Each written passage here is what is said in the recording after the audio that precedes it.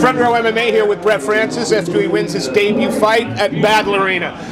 Brett, that was about the smartest B-class fight I've seen in a while. Can you talk us through that round?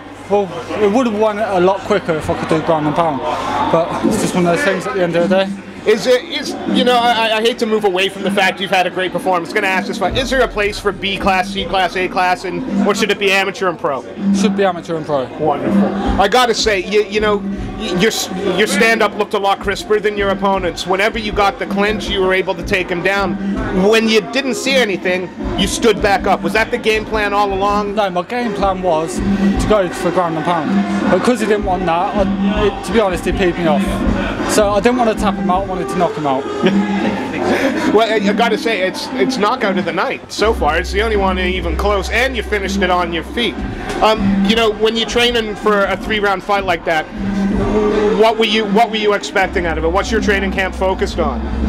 Well, my trainer Gary, he was just like, he was telling me to take it as my own fight.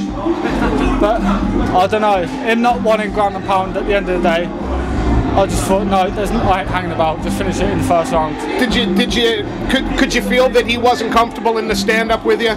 Well, after a few shots, you could see the tears coming in his eyes, so I could see I hurt him with a few punches. So at the end of the day, I just finished it. Now, you're from the MMA gym. It's a fairly new gym. Can you tell us a little bit about that? We'll talk to some other guys as well. But well, the main MMA trainer is Gary Mills. As you know, he's a champion, 10-0. And Darren is a beast doing the exercise and the fitness. So I think it's all paid off now. Is there anybody you'd like to give a shout out to? Anybody you'd like to thank after kids this? At home. Oh, go on, tell them, give them their names. We'll Ricky let them know. and Skylar. Done it. And anything for your coaches, anything for you. I can see the two guys back here going, you gotta big us up. One more time. I have, yeah, they have done a bloody excellent job.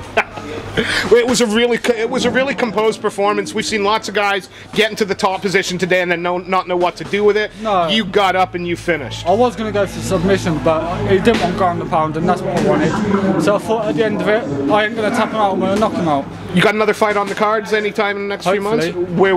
Any idea where yet? No, not yet. I've got to speak to my trainer.